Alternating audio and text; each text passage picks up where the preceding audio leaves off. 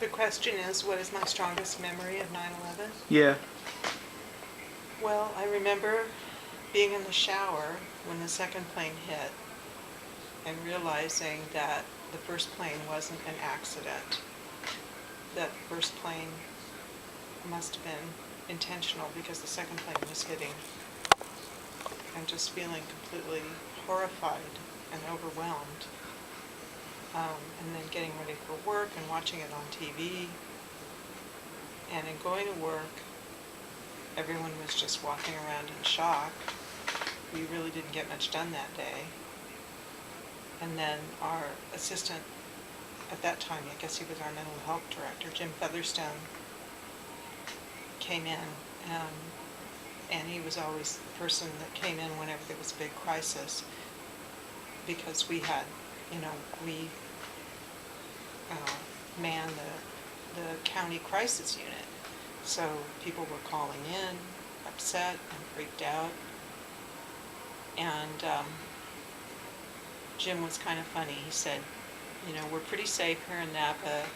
I doubt any terrorist is going to want to take out a couple of acres of Chardonnay grapes.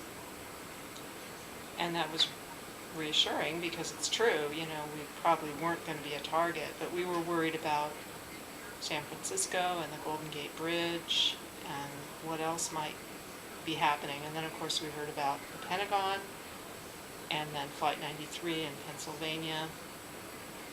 And nobody knew, anything about what was happening. We just knew that it was a horrible day and that nothing would ever be the same. Everything changed that day, that we were vulnerable and we were under attack. And things have never been the same since then. It's just been a different world. We always felt, I think, kind of invulnerable before, innocent, like we weren't able to be attacked like that on our own turf.